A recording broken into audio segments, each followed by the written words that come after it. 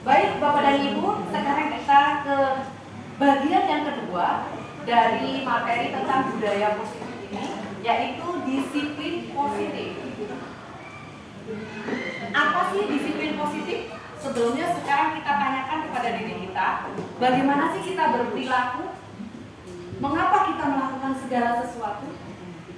Apakah kita melakukan karena ada dorongan dari lingkungan, atau karena kita melakukan untuk menghindari rasa sakit atau tidak nyaman? Terkadang kita juga selalu melakukan segala sesuatu apa yang kita mau. Nah, pernahkah Bapak Ibu berpikir bahwa senyuman atau pujian dari orang lain untuk mendapatkan hadiah, untuk mendapatkan uang, atau untuk mendapatkan kira-kira sesuatu dari orang lain? Ini contohnya gini kalimat itu. Jadi ada orang atau anak itu berperilaku hanya untuk memang dia menarik perhatian kita atau meminta imbalan kepada kita, baik itu hanya berupa senyuman, berupa teguran, atau berupa hadiah kalau perlu. Padahal kita suka bagi coklat. Nah, itu tuh motivasi perilaku setiap orang anak-anak itu berbeda-beda. Ada yang karena itu. Nah, sekarang saya akan masuk ke tujuan dari disiplin positif ini apa? Disiplin itu menanamkan aturan yang sudah disepakati dengan cara tentunya sesuai dengan konsekuensi yang dibuat. Misalnya, tata tertib sekolah A 1. Misalkan datang pukul 7, 2, berpakaian seragam, itu peraturan yang ada konsekuensinya jika anak melanggar itu.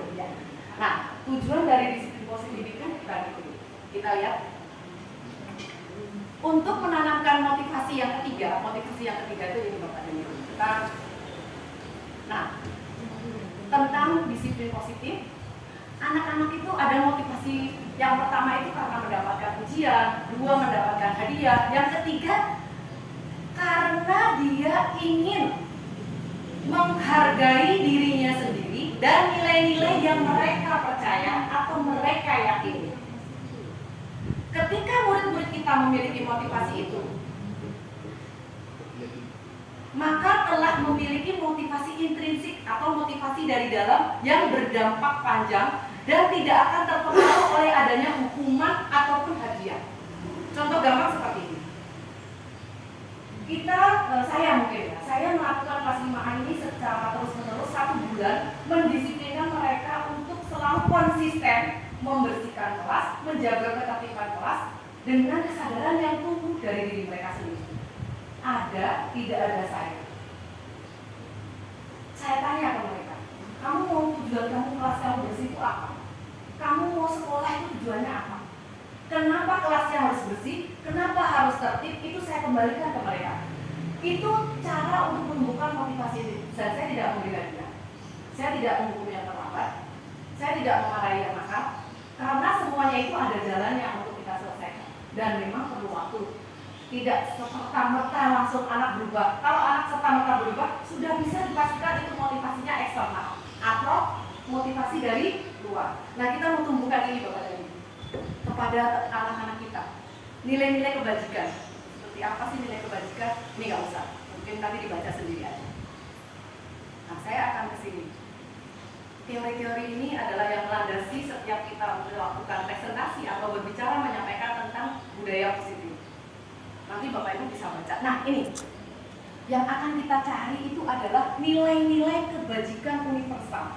Kayak apa sih cara menumbuhkan nilai-nilai itu seperti apa? Apa bedanya peraturan dengan kesepakatan kelas, dengan keyakinan kelas itu apa? Nah, ini ada nilai Gosen sama Ki Hajar Dewantara ini sama. Beliau mengartikan bahwa disiplin itu sebagai bentuk kontrol diri, yaitu belajar untuk mengontrol dirinya sendiri agar mencapai suatu tujuan yang mulia. Kayak kita datang ke kantor tepat waktu supaya tidak terlambat. Motivasinya apa kira-kira? Ya memang saya pengen datang tepat waktu, saya pengen persiapan mengajar. Setelah itu saya tidak akan meminta apapun, karena tidak ada imbalan juga dari kepala sekolah. Kita juga nggak dikasih hadiah, dari pemerintah juga nggak dikasih hadiah. Paling kalau telat mungkin kita menitnya atau apanya terkurangi itu ya. Itu namanya konsekuensi. Jadi kalau dibilang hukuman sih bukan. Konsekuensinya kita terlambat adalah dikurangi jamnya, otomatis RP-nya kita berkurang sekian rupiah. Nah, yang mau kita tumbuhkan itu motivasi dan datang dengan sendirinya, sudah menjadi habit, kebiasaan, tanpa disuruh, tanpa dilihat orang, tanpa minta pujian. Itu yang harus kita terapkan pada anak kita. Ini keren sekali Bapak dan Ibu. Nah, ini contoh beda. Nah, ini masuk ke sini, ini keren sekali, masih baru. Ini nih yang sedang sebenarnya kita gembor-gemborkan ini. Iya, boleh Ibu, silakan. Terima kasih. Monggo. Nah, nilai-nilai kebijakan paling saya angkat, bawa aja tuh kamu. Ya, jadi rekaman ini memang rekaman santai ya, jadi ngalir aja. Karena memang yang akan diperiksa itu apa adanya berkat keadaan di sekolah. Mas Iqbal, ini kelihatan ya? Oke ya, yang ini ya. Oke. Baik Bu, ya. Ini salah satu contoh nilai kebajikan yang saya taruh di pintu saya, pintu kelas ini, yaitu profil pelajar Pancasila. Bapak dan Ibu guru, mau tidak mau, kita mesti akan ke sini. Ada 6 profil pelajar Pancasila. Yang pertama adalah berkebinekaan global. Yang kedua adalah gotong royong. Yang pertama ini dulu, beriman, bertakwa kepada Tuhan Yang Maha Esa dan berakhlak mulia. Yang pertama. Yang kedua, berkebinekaan global. Yang ketiga, gotong royong. Yang keempat, mandiri. Yang kelima, bernalar kritis. Yang keenam, kreatif. Ini hampir mirip dengan PPK, tetapi sekarang PPK sudah tidak digunakan kalimatnya. PPK itu yang gotong royong sama ya, 6 tapi 5 kalau PPK. Ini kita pakai itu Bapak. Dan ini mulai kita jadikan budaya di sekolah kita. Nantinya kita akan berpacu atau beracuan pada ke-6 hal ini. Dan ini sudah dilakukan oleh sekolah kita, terutama oleh kegiatan-kegiatan, semuanya sudah termaktub di sini. Dan saya lihat, saya juga berusaha memenuhi ke-6 standar ini. Dan ini ada semua di sekolah kita, alhamdulillah. Ada lagi yang dari IBO. IBO itu kayak sekolah yang standarnya internasional itu. Dia kalau diterjemah dalam bahasa Indonesia itu program sekolahnya, sekolah dasar. Primary programnya itu sikap murid itu yang ditumbuhkan toleransi, rasa hormat, integritas, mandiri, menghargai, antusias, empati, keingintahuan, kreatif. Ini semua ada di sekolah kita. Cuma kita nggak breakdown seperti ini, tapi ini ada. Makanya ini saya tuang tampilkan. Saya pilih cuma 3, ada 7 sebenarnya. Yang ketiga saya tampilkan yang nomor 6 ini adalah The Virtuous Project, yaitu proyek nilai-nilai kebajikan. Nah, di sini Bapak dan Ibu, ini adalah kata benda atau kata kerja ya, yang melandasi setiap sekolah atau setiap kelas pengen seperti apa kelasnya. Nah, ini dari sekian banyak ini saya ambil di situ menjadi 6 yang namanya kesepakatan kelas. Nah, saya ambil yaitu disiplin ketika masuk ke sekolah. Berarti kan dia pakai yang rajin. Kemudian dia menghargai teman, saya pakai yang baik hati, gitu. Jadi kayak ini dasarnya, lalu kita buat seperti itu, Bapak Ibu, kalimatnya. Mendengarkan guru, kemudian datang tepat waktu, menghargai teman. Ada lagi apa? Ada 6 ya, saya 6. Menjaga kebersihan kelas, lalu bersikap tenang di kelas. Nah, ini adalah breakdown atau diskusi dengan Ananda terkait dengan nilai-nilai proyek. Tapi nilai proyek ini nggak saya kasih tahu ke anak. Jadi kita kelasnya mau apa sih? Bersih Bu, tertib, tenang. Anak-anak kan gitu. Nanti kita teka-teka, lalu kita susun sesuai dengan kebutuhan, sesuai dengan kelompok. Jadilah itu 6. Saya lanjut dulu. Ini sudah sesuai dengan standar nasional pendidikan yang mengatakan bahwa lingkungan yang positif, maka setiap warganya atau pemangku kepentingan akan saling mendukung, saling menghayati dan menerapkan nilai-nilai kebajikan yang telah disepakati bersama. Dalam banget ya Bapak dan Ibu. Kita sudah sampai yang ketiga. Saya pastikan 7 itu 1 jam saja. Yang ketiga itu motivasi perilaku manusia. Nah, ini yang tadi kita bahas di depan. Apa sih motivasi manusia melakukan kegiatan? Semua kegiatan, semua perilaku itu ada motivasinya, ada maksudnya. Either itu anak yang bandel sekalipun, mau lempar teman, mau lempar, mau ngata-ngatain, semuanya ada tujuannya. Dan kita pastikan positif. Nanti yang akan kita sampaikan mereka positif. Kita lanjut. Lalu bagaimana guru menanamkan disiplin positif itu kepada murid-muridnya? Kita kembali lagi ke tujuan dari disiplin positif, yaitu menanamkan motivasi intrinsik. motivasi yang timbul dari dirinya sendiri tanpa menerima hadiah ataupun menerima hukuman. Kita hindari Bapak dan Ibu kata-kata itu, dua itu, hadiah dan hukuman. Tidak segala sesuatu itu diperlukan hadiah. Jadi yang saya lakukan kalau saya bagi-bagi permen, kalau anak itu ngerjain tapi nggak selalu benar, nggak salah juga sih, tapi itu bukan memunculkan. Nanti pada saat dia berlaku tidak tertib lagi, dia akan menunggu-nunggu. Saya kalau tertib nanti saya akan dikasih permen sama Bu Anis. Itu motivasinya eksternal atau internal? Eksternal, karena saya kasih permen. Jadi saya tiap minggu tuh bawa-bawa permen coklat, bawa-bawa kue. Ngapain saya lakukan itu? Kadang-kadang saya kasih hadiah, buku.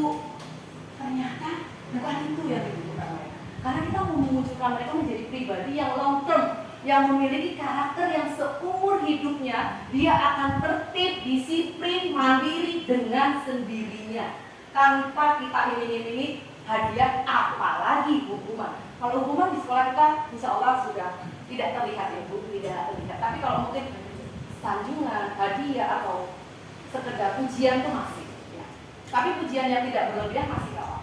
Oh iya, ini Bapak dan Ibu, 3 hal ini yang akan kita menjadi kunci dari pertemuan kita hari ini dengan teman-teman, supaya saya tidak merasa sendirian juga untuk mengetahui hal ini.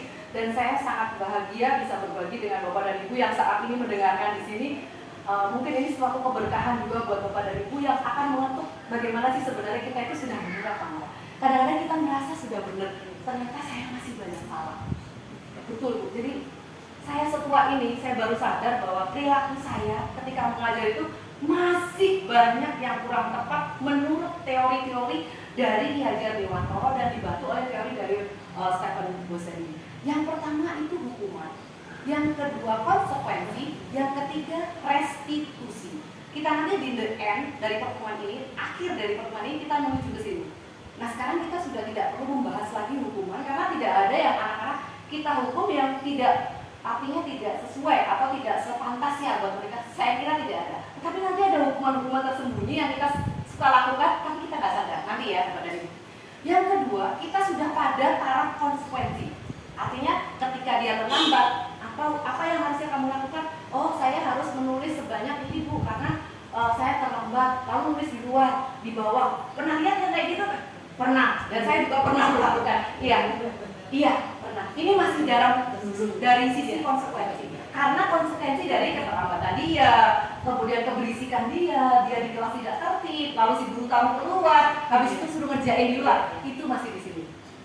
Nah kita akan di sini supaya ini tidak terjadi lagi dan menjadi karakter mereka. Ini sulit, tetapi harus saya sampaikan. Saya bilang sulit karena saya juga belum berhasil banget. Nah, apa itu Bapak dan Ibu restitusi? Restitusi itu adalah sebuah, saya nggak hafal jadi saya baca, proses menciptakan kondisi bagi murid untuk memperbaiki kesalahan mereka sehingga mereka kembali pada kelompok mereka dengan karakter yang lebih kuat. Ini kata-kata Pak Bozen. Jadi dia itu anak yang punya sesuatu persoalan, kita selesaikan dengan cara yang positif sampai dia kembali lagi ke lingkungannya dan diterima oleh teman-teman. Contoh gampang seperti itu. Saya kemarin dilaporin Abil. Abil itu ternyata suka kata-katain Zahra. Zahra itu kan gede, gendut ya, dikatain gendut loh, ini jangan lo dikatain seperti itu. Zahranya nangis tanpa saya nggak ada di sekolah, saya lagi di isoman. Kemudian Zahra nangis, pulanglah ngadu ke ibunya. Ibunya bilang ke saya, telepon saya lagi sakit 1 hari, dinyatakan positif, telepon. Dengan nangis-nangis di sini, anaknya satu-satunya anak laki-laki yang dia banggakan itu disakiti secara psikis oleh Abil. Udah kan? Gampang kan? Saya tahu Abil itu kayak gimana karakternya, Zahra itu kayak gimana. Kelihatan ya? Zahra itu orang yang manja, dia laki-laki yang gede, tapi dia ciut, melo, dan itu nangis setiap hari. Nah, pada saat ibunya cerita masih saya terima, masih saya tanggapi.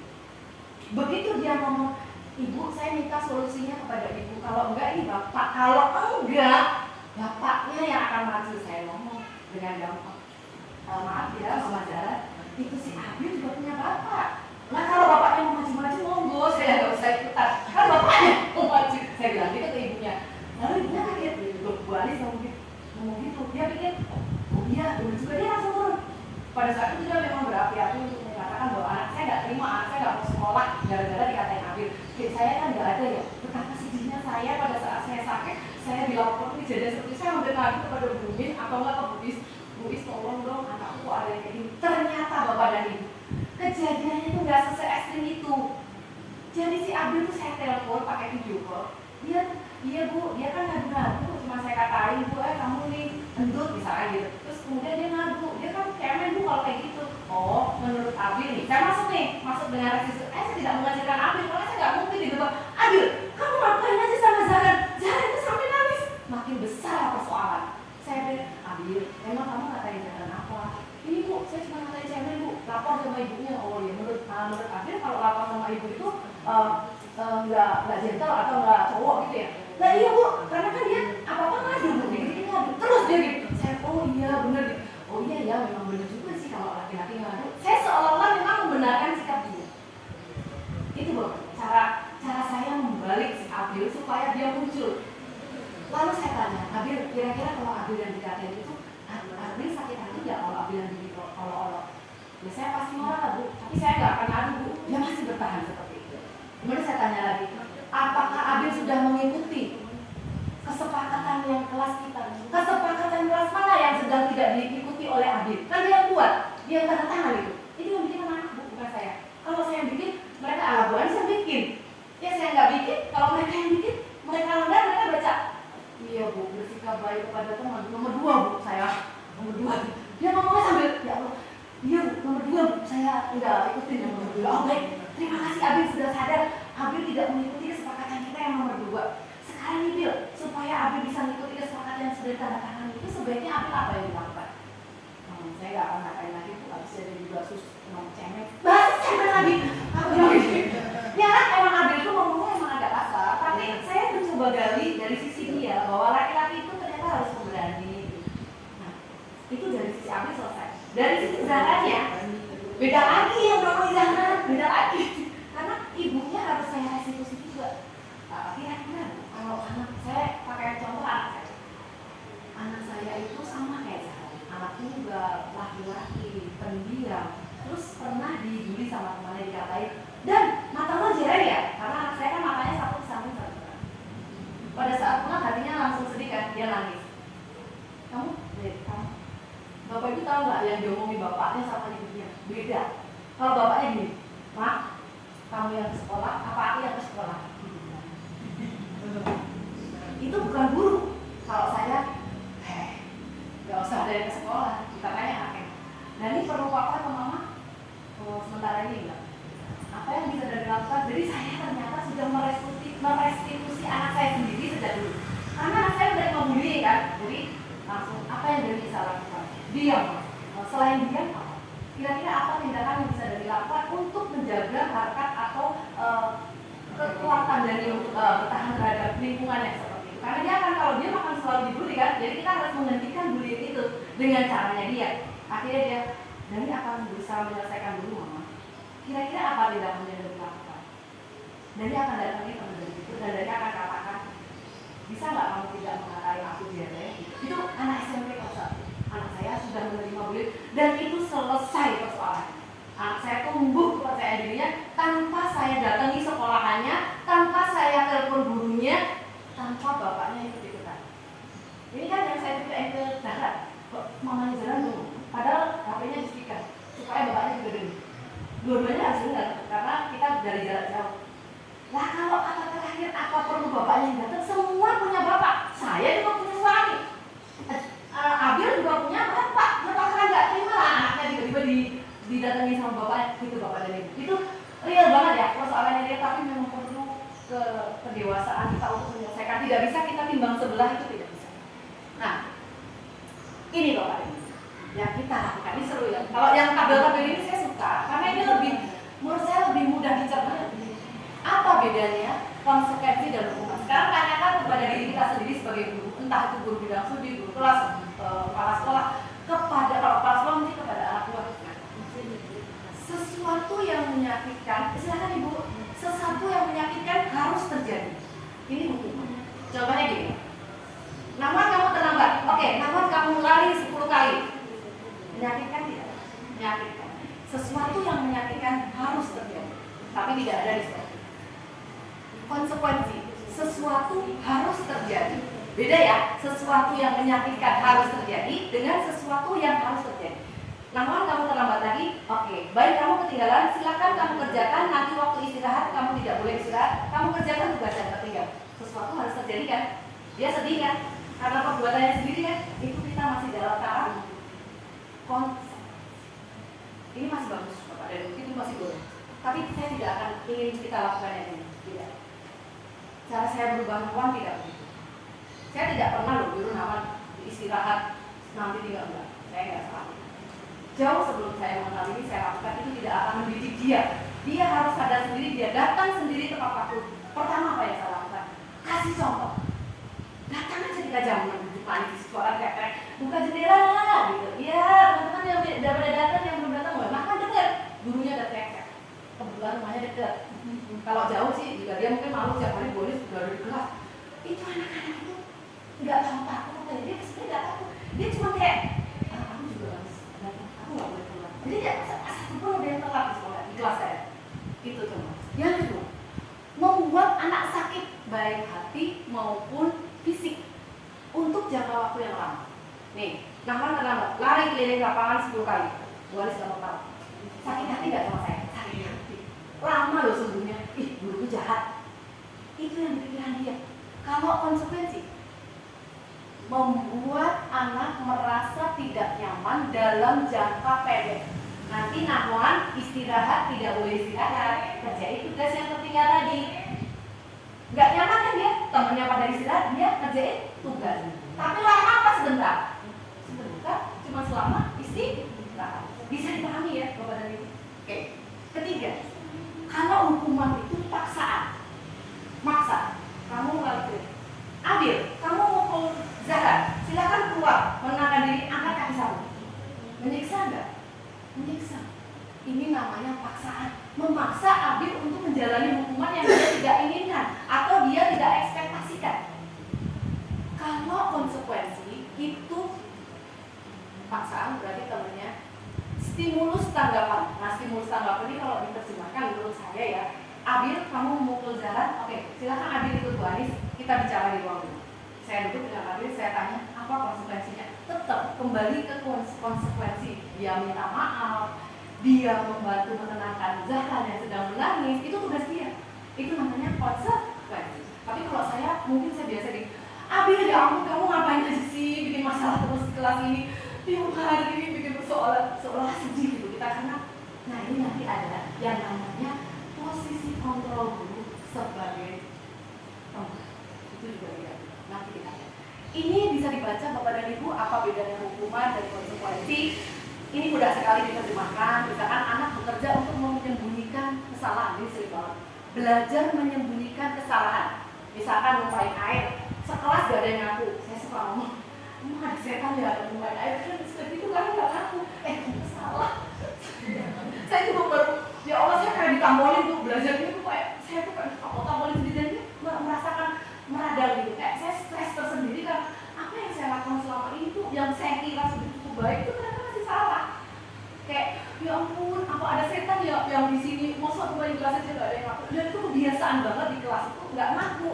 Bahkan bajunya dia sendiri yang dia punya aja dia nggak ngaku kan. Kadang-kadang bajunya sampai ibunya beli lagi. Aduh ini bener-bener ya Bapak Ibu teman-teman ya. Aduh. Kalau yang konsekuensi itu anak belajar mematuhi aturan. Ya kayak datang terlambat konsekuensinya apa? Mukul teman konsekuensinya apa? Itu belajar untuk mematuhi peraturan. Nah, ini masih banyak tapi kalau waktunya takutnya kelamaan, saya langsung ke.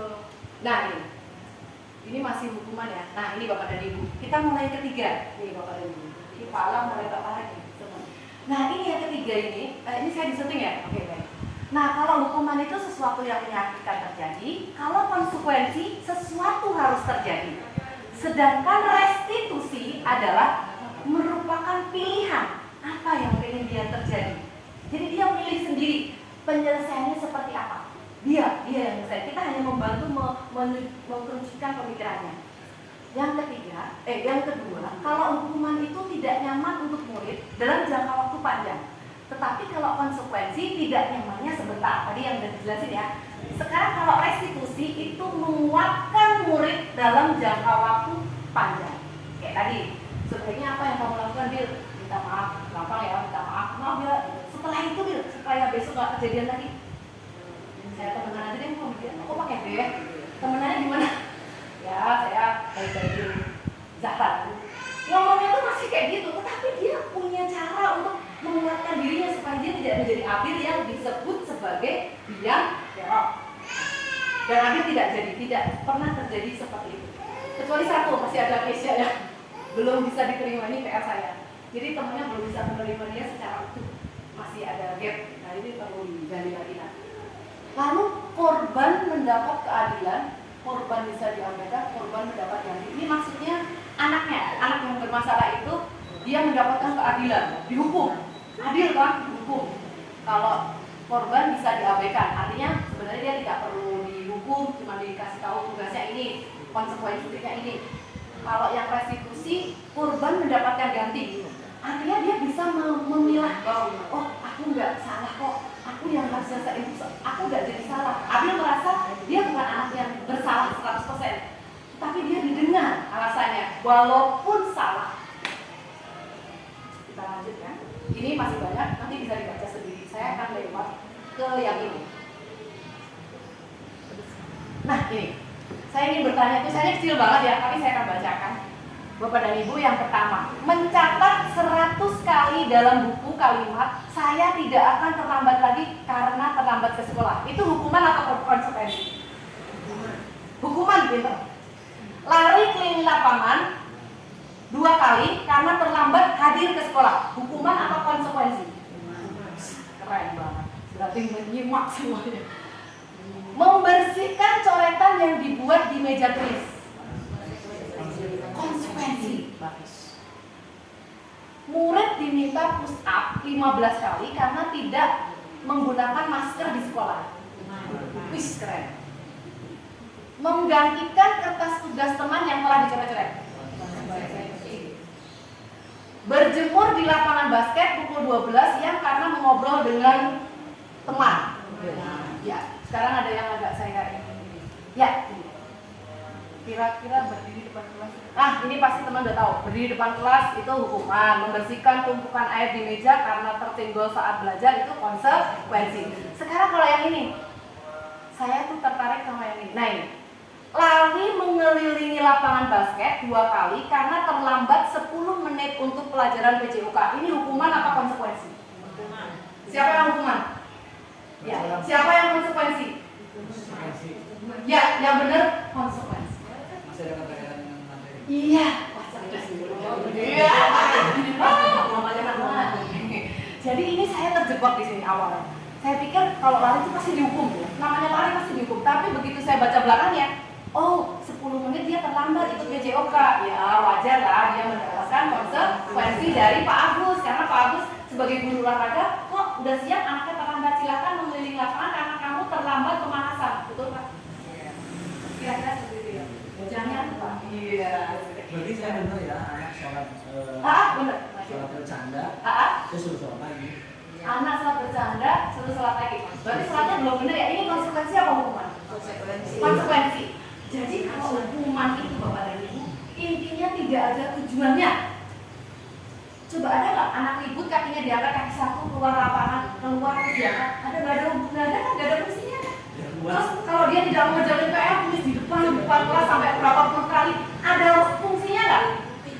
Nggak ada. Bapak dan Ibu, hukuman itu tidak sewajarnya.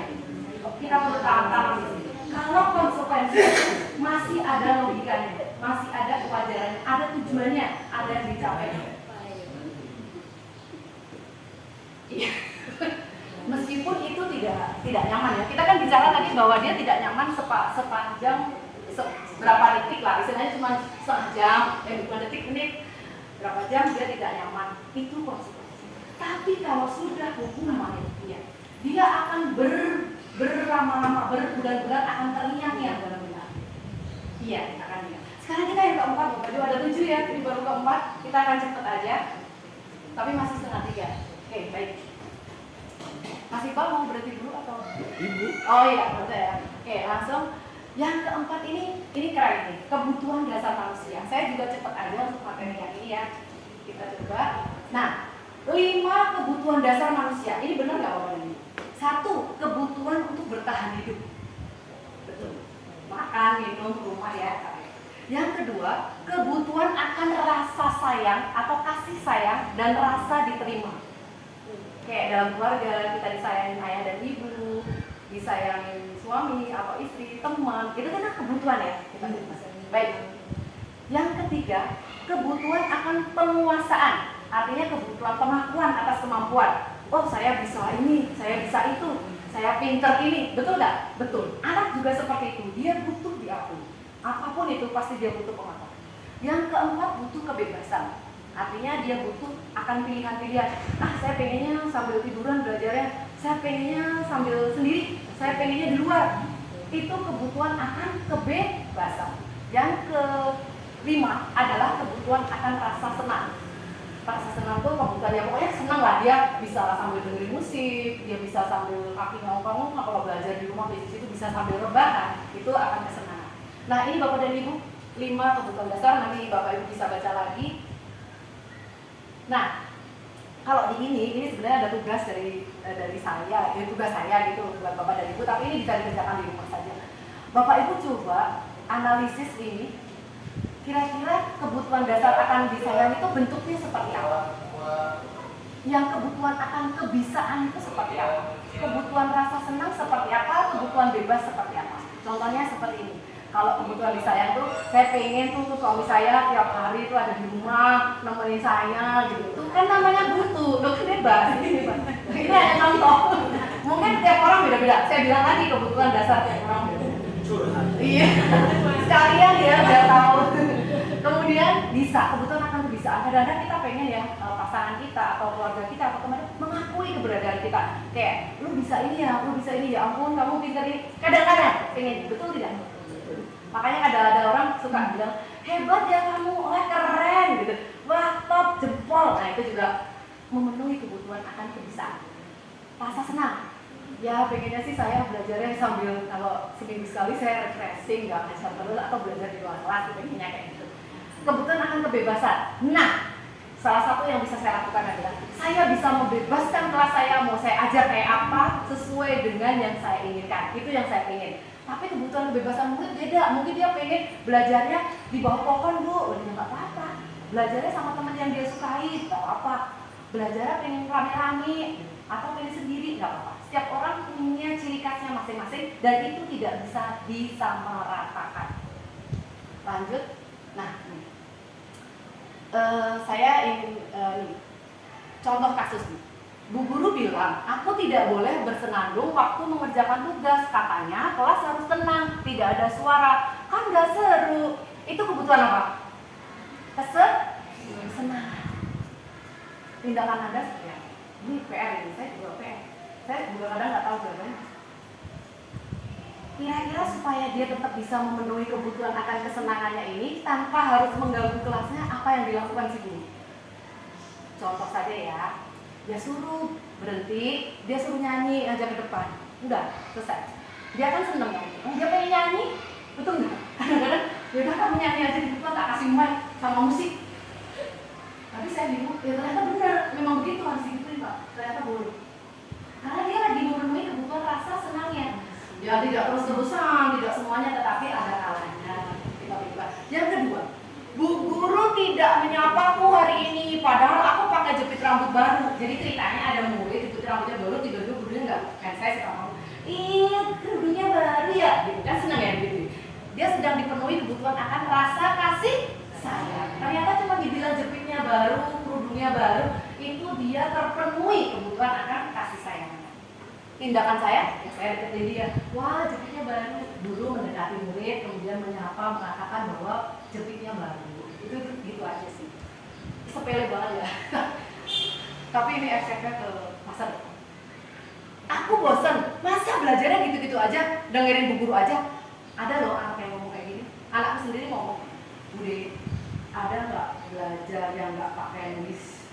Masa dia nanya ada nggak belajar yang nggak pakai nulis? Karena setiap hari dia nulis. Jadi dia pulang-pulang cuma tanya ada nggak ya sekolah yang nggak pakai nulis? Ada. Ya, sekolah nyanyi itu nggak nulis, ngomong. Saya juga waktu itu bingung, ternyata dia butuh kebebasan pada saat dia kerja.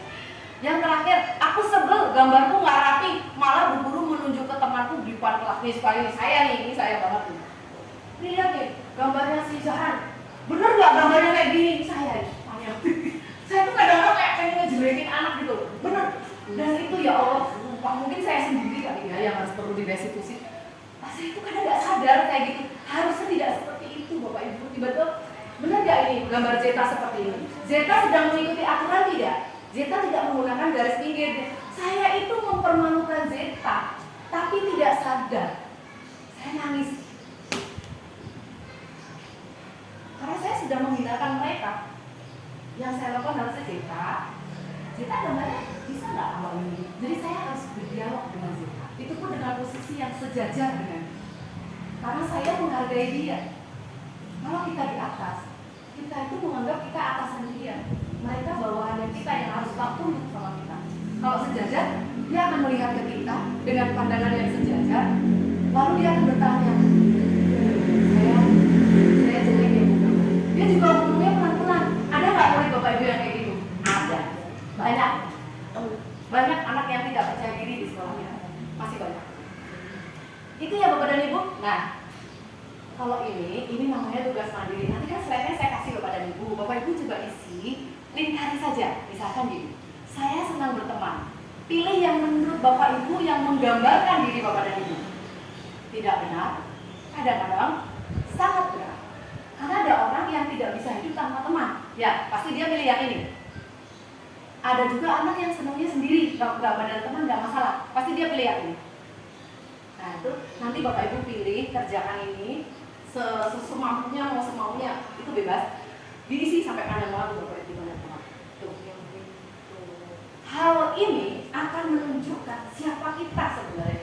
Bukan untuk mencari kekurangan kita, tapi untuk menemukan diri kita itu sebenarnya tergolong orang yang seperti apa. Kalau saya itu, ini, lihat skor jawaban Anda. Kalau antara 1 sampai 10, Bapak Ibu ada di sini. Ini untuk yang mana? Misalkan 11, 20, 21, 30, 31, 40. Semakin Bapak Ibu jawab yang 55 ini, kemungkinan nilai Bapak Ibu kan ada di sini nih. Tapi nanti di pertanyaan ini Bapak Ibu akan bisa menjawab. Menurut Anda, menurut Bapak dan Ibu, pertanyaan nomor 1 dan nomor 10 mencerminkan kebutuhan apa? Nah, ini kembali lagi ke yang tadi, slide yang tadi. Kan ada pertanyaan nomor 1. Nah, gini. Pertanyaan nomor 1 sampai 10 itu kebutuhan apa? Misalkan pertanyaan 10 itu kebutuhan akan, misalkan saja ya, rasa apa? 1 sampai 10 ini kebutuhan, saya ingin orang-orang menyukai saya ingin membuat bangga orang-orang. Kebutuhan akan pengakuan disayangi ya, dikasih sayang. Nah, jika Bapak Ibu nilainya di sini tuh yang 1 sampai 10 itu tadi jelek atau bukan jelek ya, sedikit, sebenarnya itu yang sedang Bapak Ibu butuhkan. Paham ya? Nanti semakin tinggi, saya kebutuhan yang sudah terpenuhi itu akan kebebasan. Saya suka menulis di buku, saya suka belajar sambil tiduran. Nilainya tinggi semua. Jadi kebutuhan Bapak Ibu akan kesenangan sudah terpenuhi. Nanti dicoba. Ini karena saya cepet aja, jadi Bapak Ibu mencernanya memang agak lama. Tetapi ini seru sekali kalau kita pengen sebenarnya kita itu termasuk yang mana. Ini ada sekitar berapa ya? 40 pertanyaan yang setiap nomornya itu mencerminkan kebutuhan dasar kita. Apakah rasa senang, kasih sayang, kebebasan, dan kebutuhan akan 5 kebutuhan dasar tadi yang di depan seperti yang tadi disampaikan. Oke, saya nggak hafal juga lima-limanya. Nah ini Bapak dan Ibu, lihat hasil mana yang paling besar, kebutuhan mana yang paling tinggi. Semakin tinggi nilainya, kebutuhan itu sudah terpenuhi atau sudah cukup.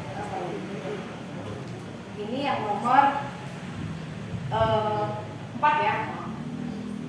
Nah kalau dunia berkualitas ini maksudnya ini nanti dibaca, tapi saya menangkapnya ini adalah setiap anak atau setiap orang itu memiliki dunia berkualitas. Dunia berkualitas itu apa? Dunia yang membuat dia itu senang, membuat dia teringat terus, membahagiakan dia, membuat dia nyaman. Itu namanya dunia berkualitas dia. Sebagai guru atau sebagai teman, kita tidak berhak untuk merusak dunia berkualitasnya atau menghancurkan dengan cara-cara yang tadi, hukuman, konsekuensi, itu sedikit membuat dia tidak nyaman dengan dunia berkualitas. Berkualitas seperti apa sih? Nih, kalau ini ada lingkaran, lalu kalau kemarin tugas saya adalah saya mengisi lingkaran itu dunia berkualitas dengan pertanyaan-pertanyaan pemandu seperti ini. Dalam lingkaran itu saya tulis, siapakah orang yang paling penting dalam hidup Anda? Saya tulis, bapak saya. Bebas kan? Suka-suka kita bisa. Karena itu yang membuat saya nyaman. Itu quality time saya dengan orang tua saya. Saya tulis ayah saya. Nilai kebajikan apa yang terpenting dalam hidup Anda? Saya langsung bilang, kejujuran. Itu yang saya rasakan. Gitu. Bapak Ibu boleh bebas. Yang ketiga, kalau Anda menjadi orang ideal, karakter atau sifat apa yang paling Anda inginkan ada dalam diri Anda? Saya berpikir apa ya? Kualitas. Oh, mungkin keteladanan. Boleh kan? Contoh, terserah kita. Itu semua berdasarkan pertanyaan yang 1, 2, 3, 4, 5, 6, 7. Itu menunjukkan dunia berkualitasnya Bu Anis. Saya suka ayah saya suka kejujuran, saya pengen menjadi teladan. Pencapaian apa yang sangat Anda banggakan? Saya bangga sekali ketika saya berhasil menjadi PNS. Suka-suka saya, itu dunia berkualitas saya. Saya bangga menjadi PNS. Karena saya memang menikmati dunia ini. Artinya saya dari dulu memang bercita-cita pengen kerja. Bagaimana saya bisa mengeluarkan semua yang saya dapat di swasta selama 16 tahun ke sekolah negeri. Dan alhamdulillah saya itu menemukan jalan-jalannya untuk mencapai ke arah situ. Diberikan kesempatan sama Allah untuk membaktikan diri saya sampai saya pensiun yang tinggal 10 tahun lagi.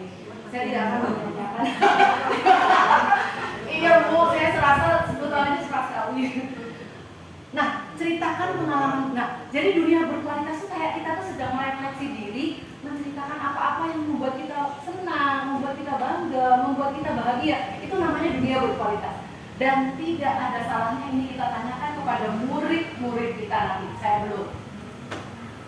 Karena dengan kita tahu dunia berkualitas ini, kita akan tahu apa yang dibutuhkan anak. Tinggal 3 lagi. Nomor 5, posisi kontrol. Ada 5 posisi kontrol menurut Diani Gosen dalam bukunya Construction Restructuring School Discipline. Jadi dia membuat 5 posisi kontrol. Nah, yang pertama nih, kita nih sebagai guru. Apakah kita tipe penghukum? Seorang penghukum bisa menggunakan hukuman fisik ataupun hukuman verbal. Contoh hukuman verbal. Patuhi aturan saya. Atau awas. Kamu selalu saja salah. Pasti selalu yang terakhir selesai. Pernah Bapak Ibu ngomong begitu? Pernah. Saya. Bapak dan Ibu. Ini adalah guru tipe penghukum. Saya lakukan semua dan saya mengakui itu. Karena kita harus bereformasi Bapak dan Ibu, kita harus berubah. Kita lanjutkan tipe pembuat rasa bersalah. Pernah nggak Bapak Ibu ngomong begini? Ibu kecewa sekali loh sama kamu. Kamu tega melakukan itu. Berapa kali Bapak harus bilang? Coba gimana kalau orang tuamu tahu kamu begini, kamu nyolong di sekolah. Pernah nggak ngomong gitu? Pernah. Itu tipe pembuat rasa bersalah. Anaknya jadi ngerasa salah kecil. Itu saya pernah lakukan. Langsung, biar terbang juga. Posisi kontrol yang ketiga adalah berlaku sebagai teman misalnya. Ayolah nak, bantu Bapak, demi Ibu. Kamu nggak mau tahu, kamu nggak tahu ya Bu Ani sedih kan? Tolong dong jangan ribut. Kamu Bu Ani sedih kalau kamu ribut. Kayak temennya aja kan? Itu sering saya lakukan. Ternyata salah juga. Nggak boleh saya itu. Sebagai teman, ayolah demi Ibu. Kamu kan temen Ibu. Siapa yang kayak gitu? Saya lagi. Jadi semuanya saya sih memang. Tapi untuk saya belajar, banyak banget belajar. Posisi kontrol keempat yang mendingan. Pemantau atau monitor. Pemantau itu mengawasi. Pada saat kita mengawasi, kita bertanggung jawab atas perilaku orang-orang yang kita awasi. Nah, posisi ini berdasarkan pada peraturan atau konsekuensi. Kalau peraturan pasti ada konsekuensi.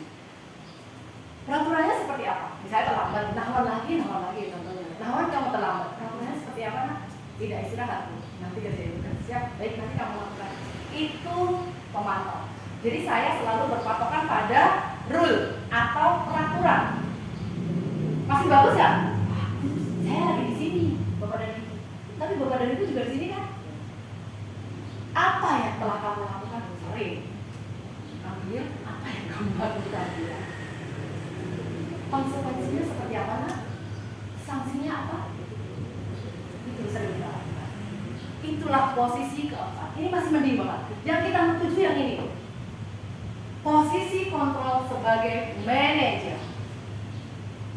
Posisi manajer ini adalah posisi di mana guru berbuat sesuatu bersama muridnya, mempersilahkan muridnya mempertanggungjawabkan perilakunya, mendukung muridnya untuk menemukan solusi dari permasalahannya. Bila kita menginginkan murid-murid kita menjadi manusia merdeka, mandiri dan bertanggung jawab, maka kita perlu mengacu pada restitusi versi manajer. Apa sih yang manajer katakan? Apa yang kita yakini? Apakah kamu meyakininya? Jika kamu meyakininya, apakah kamu bersedia memperbaikinya? Apa rencanamu untuk ini selanjutnya? Bagaimana cara kamu memperbaikinya? Itu pertanyaan-pertanyaan yang harus kita biasakan muncul di kepala dan di mulut kita kepada siswa-siswa. Ini berat, tapi ini memang perlu waktu. Tapi ini eksesnya luar biasa, Bapak Ibu. Tugas manajer itu bukan mengatur perilaku seseorang, tetapi membimbing mereka untuk mengatur dirinya sendiri. Yang tadi saya sudah contohkan ke Abil ya, dan itu powerful banget. Abil, nah itu bisa berubah kalau kita tidak konsisten dalam hal itu sebagai manajer. Jangan tiba-tiba besok manajer, besoknya teman. Abil, malah jangan gitu lah. Siap manis itu membuat saya salah. Abil, please, kamu kan teman manis. Suka banget aku gitu. Ini ada perbandingan ya Bapak Ibu antara identitas gagal dan identitas berhasil. Artinya kalau posisi penghukum, posisi teman, dan posisi pembuat rasa bersalah itu identitas gagal. Anak kita gagal, kita buat gagal. Artinya dia tidak berhasil mengembangkan diri, membentuk pribadinya tidak berhasil. Tapi kalau kita pada posisi pemantau, apalagi manajer, identitasnya berhasil. Yang tadinya salah dia merasa malu nggak? Enggak. Dia kembali ke lingkungannya di semua temennya nggak? Enggak. Karena nggak ada yang disalahin kan? Baik yang dibully maupun yang bully semuanya tidak ada yang salah. Zahran itu kalau mau saya kamu nih ya anak laki-laki cewek banget, apa-apa bilang ibu, apa-apa ngadu. Benar nggak teman-teman? Habis ya. Identitasnya gagal. Sebagai laki-laki dia sudah tidak punya ngomong. Tapi beda lagi kalau kita Zahran bisa nggak? Zahran tahu nggak? Abil ngomong apa? Abil ngatain saya bu, saya nggak terima. Ya, Bu Anis tahu. Pasti kamu akan sedih kalau dikatain. Semua orang juga kalau dikatain itu pasti marah. Dia punya nggak Abil itu? Zahra cara untuk menghadapi Abil. Kira-kira apa yang mesti dilakukan? Bilang sama ibu. Oh bener, bilang sama ibu. Nggak salah kan? Dia identitasnya nggak pernah gagal. Dia selalu positif. Oh iya bener, namanya punya ibu ya kita harus bilang sama ibu ya. Terus kita gali. Tapi ujung-ujungnya Abil. Zahran, contohnya berapa? Zahran, coba kira-kira kesepakatan kita yang tidak Zahran ikuti apa? Oh itu bu, mandiri, misalnya sambil nyengir-nyengir gitu kan. Nah, udah ketemu kan kemarin, tapi dia nggak malu kan? Nggak malu dia, karena dia tidak kita bunuh.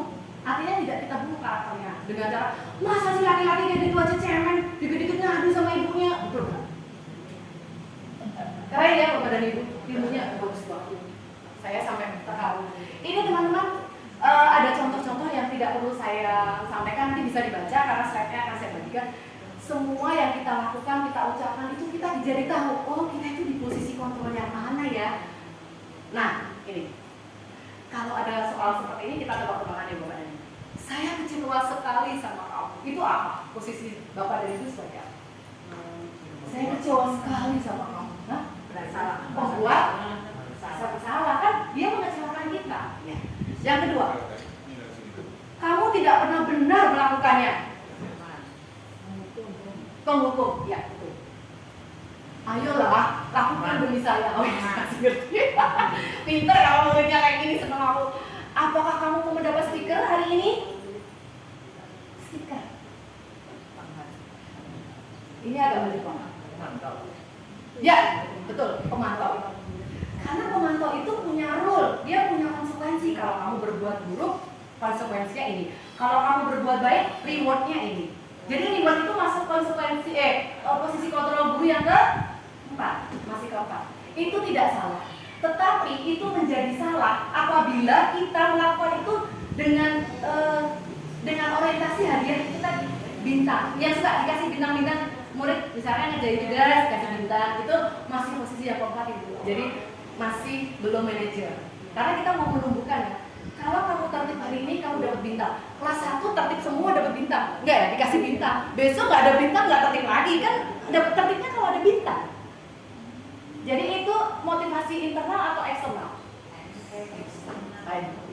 Senang saya dengan Bapak Ibu yang pemikirannya sangat berkembang dan out.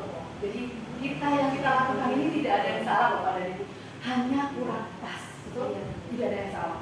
Karena kita terbentuk dengan cara seperti itu. Didikan zaman dulu itu masih melekat di dalam diri kita. Saya pernah sama guru olahraga, saya ingat sampai sekarang saya setua ini saya dinaikin ke atas. Saya perempuan loh. Ini apa rambut ini dinaikin ke atas. Dan itu sakitnya di sini. Saya memang pikirannya agak kerasa juga Pak. Dinaikin. Karena saya ngobrol Pak, saya kan orangnya talkative ya, maksudnya banyak ngomong gitu. Tiba-tiba lagi dia ngajar, bro, aku ngobrol gitu, datangnya tiba-tiba dan saya langsung saat itu saya sakit banget dari sini. Dan sampai sekarang saya bisa ngomong ini karena saya masih teringat terus. Bayangkan murid kita Bapak. Saya hampir 50 loh masih ingat. Dan sekarang guru saya itu sudah tiada. Tapi dia tidak salah. Hanya pada saat itu dia menghukum saya dengan cara fisik. Psikis saja mungkin kita akan sakit ya. Itu fisik. Itu tidak akan lupa. Seumur hidup. Semua kekerasan tidak akan lupa. Bagaimana kamu bisa menyelesaikan ini posisi kontrol apa? Iya, Bu Lis, terima kasih, Bu Lis keren, manajemen. Dan Bu Lis sering melakukan itu. Kamu selalu yang paling akhir. Apa ini? Ayo. Hah? Kamu selalu yang paling akhir. Dia nggak ngapa-ngapain. Yang kedua, ya, Bu Ida benar. Yang kedua adalah pembuat rasa bersalah. Itu aku juga sekali. Kamu sih mesti paling terakhir Nabil, ya ampun Nabil lelet banget sih, istri banget sih. Sedih saya. Kamu tidak akan mendapatkan bintang jika tidak menyelesaikan masalah ini. Ini kan posisi pemantau. Berapa kali sih saya harus mengatakan pada kamu?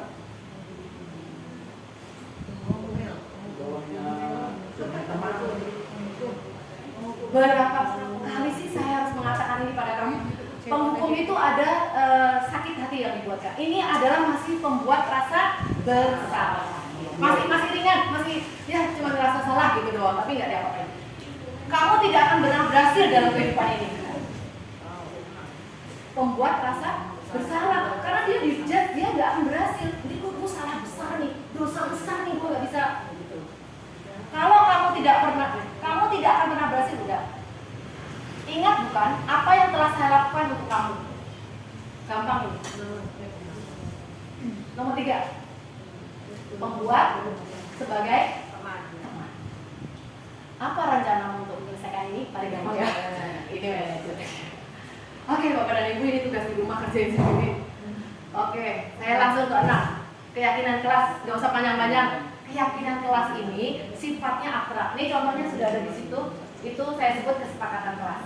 Cara pembuatannya saya ceritakan dengan sangat ringkas saja. Yang pertama adalah membuat satu kalimat, yang satu apa yang boleh dilakukan, satu lagi tidak boleh dilakukan dalam post-it warnanya kuning dan merah. Lalu anak-anak menempelkan semua. Lalu pilih 2 anak yang kira-kira mampu untuk mengklasifikasikan mana-mana yang tergolong sama. Misalkan tertib, tidak ribut, kan sama, disatuin.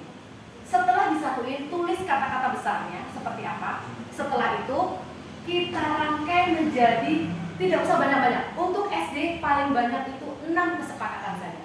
Nah, contohnya ini sudah saya buat.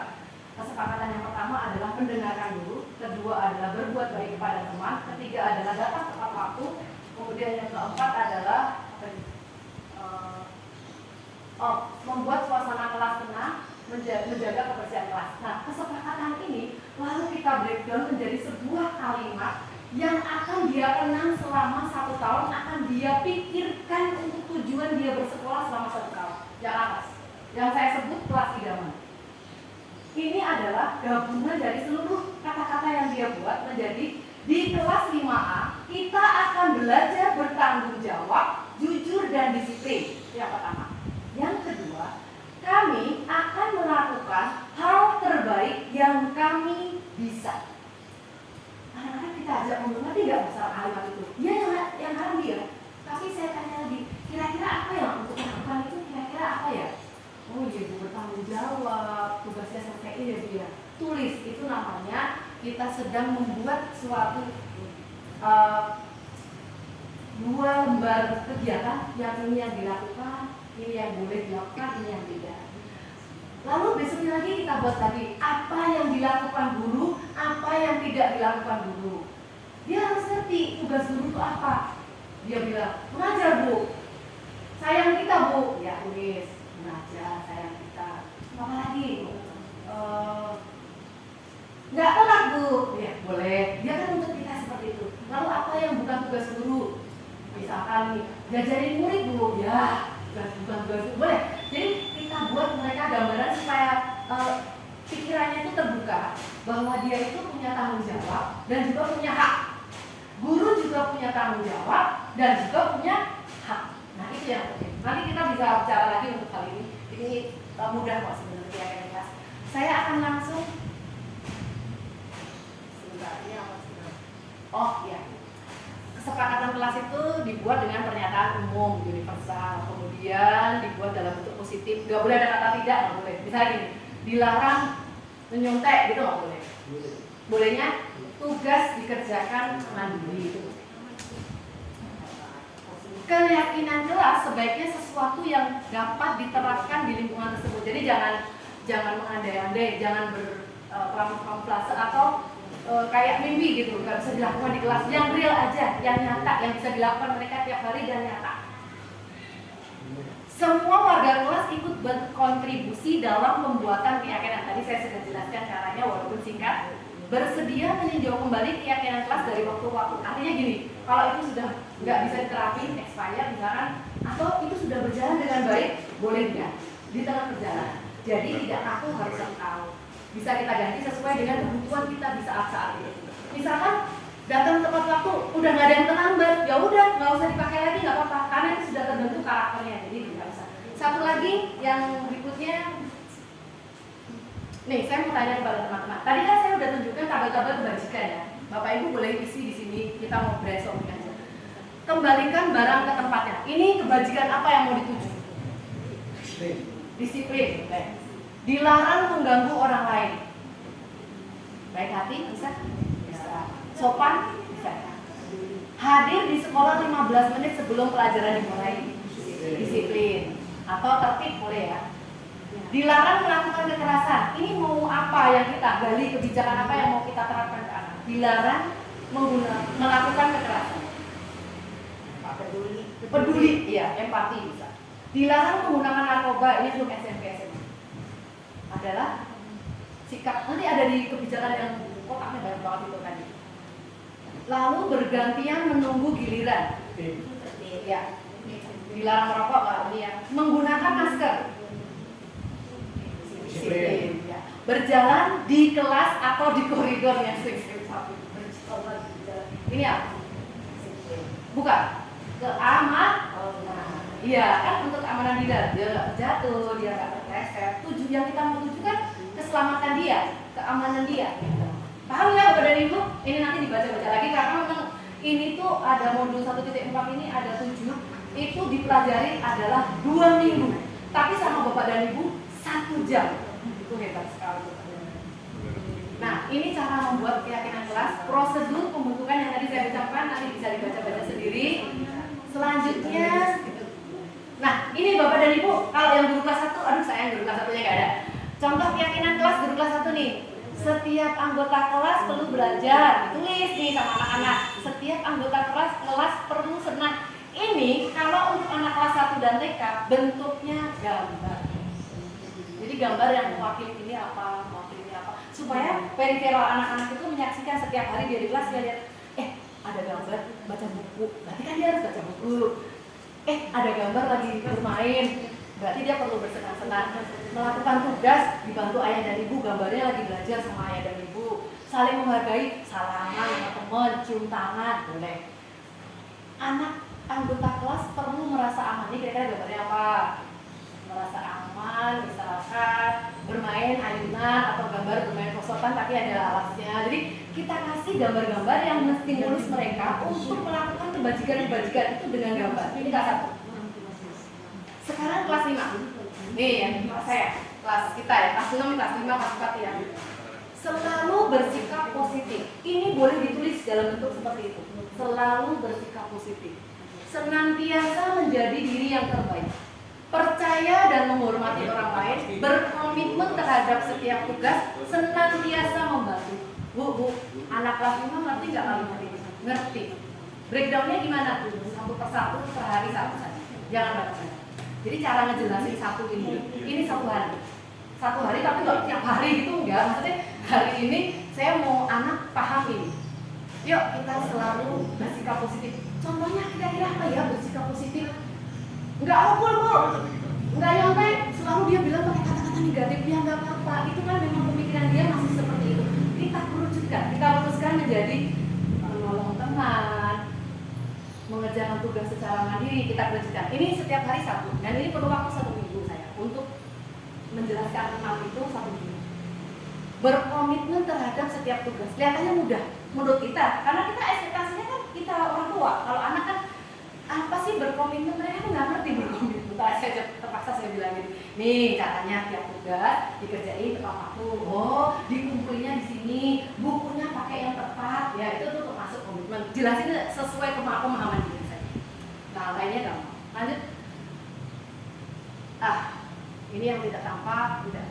Jadi kalau ini kegiatan di kelasnya Ibu. Jadi kalau kita sudah punya keyakinan kelas, lalu kita buat ini. Bekerja sama misalkan, ini bekerja. Tampaknya seperti apa sih kalau bekerja sama? Oh, bekerja itu tekun bekerja, menyimak guru, menyerahkan tugas tepat waktu, memberi hasil yang terbaik. Ini yang tampak dilakukan siswa. Mereka kita ajak diskusi, brainstorming masalah ini. Setelah itu, tidak tampaknya seperti apa? Cuek saat guru menjelaskan, tugas tidak dikerjakan, asal-asalan mengerjakan tugas. Ini akan diisi bersama-sama Anda. Mereka akan tahu. Oh, kalau bekerja itu yang tampak itu kayak gitu ya yang dilakukan. Kalau nggak tampak itu berarti yang kayak gini. Oh, belum terlihat. Berarti aku masih yang ini dong. Kan aku tidak mengerjakan tugas. Aku asal-asalan ngerjainnya ya. Mereka lama-lama kan mengoreksi dirinya sendiri tanpa kita menyalahkan mereka. Mereka kita tarik dirinya untuk terus merefleksikan diri. Oh iya ya. Oh iya ya. Ketemu momennya. Nih, rasa diterima dan dimiliki. Apa sih Bu rasa diterima dan dimiliki? Kita ajak anak berdua. Tampaknya seperti apa? Tidak tampaknya seperti apa? Oh, tampaknya itu melibatkan setiap anggota kelompok. Kemudian kalau tidak tampak itu mengucilkan salah satu teman. Nah, baru sadar kan dia yang kelihatan dan tidak kelihatan seperti apa? Ini brainstorming ini bisa berlangsung sampai sebulan karena sedikit demi sedikit yang terlihat seperti apa nih. Misalkan kita mau membreakdown tentang keyakinan kelas, misalkan apa ya, ada yang terdengar, ada yang terlihat, ada yang berperilaku. Jadi kedengarannya seperti apa tuh maksudnya ngomongnya. Lalu kelihatannya gimana? Oh, sikap dia sopan. Perilakunya seperti apa? Oh, dia menolong teman kok, berempati, dia jujur kok. Nah, itu perilaku. Ini tarafnya kelas ini. Nanti bisa dijelasin di waktu yang akan lain ya. Ini breakdown artinya kegiatan-kegiatan yang mendalami semua yang tertulis 6 itu dalam waktu 1 minggu minimal. Bisa lebih, bisa 2 minggu bisa. Sampai dia mudeng atau dia paham. Sekarang yang terakhir Bapak dan Ibu yang akan tujuan dari goal kita, saya minta waktu 10 menit lagi untuk segitiga restitusi. Segitiga restitusi ini ada 3 Bapak dan Ibu. Boleh di sini Mas? Ya. Segitiga restitusi itu yang satu ini. Paling bawah ini adalah menstabilkan identitas. Stabil dulu, kalau ada masalah jangan dibuat rame, jangan dibuat heboh. Stabilkan identitasnya. Bilangnya seperti ini. Setiap orang pasti pernah kok melakukan kesalahan. Ibu paham, ibu mengerti kenapa kamu marah. Seperti itu. Itu namanya menstabilkan identitas dia supaya identitasnya tidak gagal. Dia sudah positif. Bu guru terima aku salah. Tapi nggak apa-apa, itu dulu. Itu namanya menstabilkan. Kamu bukan satu-satunya orang kok yang melakukan kesalahan ini. Bu guru juga pernah terlambat datang ke sekolah. Kita temani dia dengan cara kita berempati terhadap kesalahan dia. Bukan setiap hari kamu terlambat, datang tidak tepat waktu. Itu identitas gagal. Kalau identitas gagal, ibu tahu kamu pasti punya alasan kenapa kamu terlambat 2 hari ini. Iya, kayak bersandiwara Bu, emang. Jadi saya suka sering bersandiwara. Yang kedua, memvalidasi tindakan salah. Tadi saya sudah ngomong, kamu tentu punya alasan ya kenapa kamu terlambat. Divalidasi salahnya dia agar menjadi valid, menjadi diterima. Iya, karena saya tungguin ayah. Ayah itu kok pulang malam Bu. Kalau ayah belum pulang saya nggak bisa tidur. Oh, ibu paham sekali dengan perasaan kamu. Kita berempati terhadap rasa dia, kelambatan dia, bukan malah menyalahkan dia. Walaupun dia memang main game, nggak apa-apa. Ibu juga dulu senang main game sampai lupa waktu. Ya gitu aja, kayak sama gitu. Lama-lama dia mau sendiri. Terus kita ke yang ketiga. Menanyakan keyakinan. Balik lagi, kita kembalikan ke sana. Sekarang nih, Nahwan, dulu mau tanya. Kira-kira keyakinan kelas mana yang belum Nahwan ikutin? Itu Bu nomor 1. Datang tepat waktu. Paham ya? Oh, dan Ibu? Ya, itu saja. Kalau butuh waktu 10 menit gak usah. Bagus ini. Ya, ya siap. Ini nggak usah, nanti dibaca saja karena segitiga restitusi ini akan menghasilkan anak mandiri dan bertanggung jawab. Nah, sisi yang pertama tadi menstabilkan identitas, lalu memvalidasi tindakan salah. Yang ketiga, sisi yang ketiga adalah menanyakan keyakinan. Jadi hanya ada 3 yang kita tuju Bapak dan Ibu, yaitu adalah stabilkan dulu dia. Persoalan itu tidak ada yang besar kalau kita tidak membesar-besarkan. Ingat konsep belajar matematika. Kenapa kalau matematika pecahan itu kita harus sederhanakan dulu? Saya kasih analogi anak-anak tadi seperti ini. Pada saat 4/6 dikali 3/12, anak-anak itu langsung mengalihkan. Ya kan? Atas kali atas, bawah kali bawah. Ujung-ujungnya kan gede banget. Tiba-tiba 36/42. Lalu sederhanakan. Permasalahan udah besar, baru di akhir-akhir kita turunkan. Kalau saya, lihat persoalan. Ada 4/6 kali 3/12. Yang kita melihat persoalan itu adalah kita sederhanakan persoalan ini. Saya kasih analogi tadi seperti ini. Ini termasuk restitusi. 4/6 itu adalah Melvin mecahin piring. Lalu 3/12 kita analogikan Dani melihat kejadian itu. Itu persoalan nggak? Persoalan dari mecahin piring, Melvin mecahin piring, Dani lihat, saya datang. Pada saat Dani membesar-besarkan persoalan adalah 4 dikali 3, 6 dikali 12. Besar-besar. Iya Mak, tadi ada yang mecahin piring, dia lari-lari megang ini. Masalah jadi besar. Beda cerita dengan dia penyederhanakan dulu. Adik, ayo kita beresin. Mumpung Bude belum lihat. Ayo, begitu saya datang, tenang Mak, sudah dari beresin. Masalahnya kecil nggak? Kecil di awal kan? Walaupun ujung-ujungnya nanti sama. Jawabannya 1/2. Tetapi yang atas tadi sudah melewati angka yang besar-besar, kemudian dia baru menyederhanakan. Beda cerita dengan yang persoalan ini kita kecilkan dulu, lalu kita selesaikan. Enak yang mana? Langkahnya lebih pendek, tidak panjang, angkanya tidak besar, pembaginya tidak lebar, tidak rumit berpikirnya. Nah itu matematika. Jadi kadang-kadang kita belajar itu perlu tahu rootnya untuk apa. Dalam kehidupan sehari-hari itu seperti apa contohnya, yang real untuk anak SD. Itu Bapak dan Ibu, kemudian saya akan menunjukkan. Nah ini Bapak dan Ibu terakhir saya ada video-video yang ini kalau diklik Bapak dan Ibu karena bentuknya PDF bisa menuju ke YouTube channel saya, yaitu membuat kesepakatan kelas, lalu disiplin positif itu seperti apa, visi guru penggerak, lalu all about 5A, kemudian membuat disiplin tema itu seperti bagaimana, alat peraganya apa saja, pentas tari daerah, Jumat perform, aksi nyata, ini semua saya buat satu persatu seiring dengan saya mengajar, sekaligus saya berbagi dengan teman-teman saya untuk menyampaikan ilmu-ilmu atau pelajaran-pelajaran yang kita peroleh dalam aksi yang sebenarnya. Ini yang disebut aksi nyata. Salah satunya ini Bapak dan Ibu, aksi nyata saya di tugas modul 174 adalah berbagi tentang budaya positif. Itu saja sih mungkin Bapak dan Ibu. Saya minta ada satu video yang bisa kita apa ya namanya, saya buat untuk membantu restitusi tadi.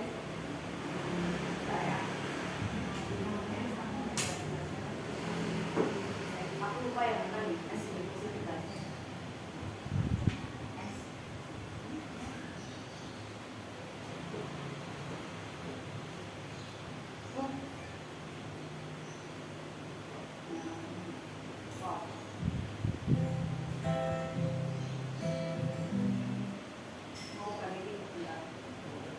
Ada video yang kemarin saya buat, saya lupa videonya itu judulnya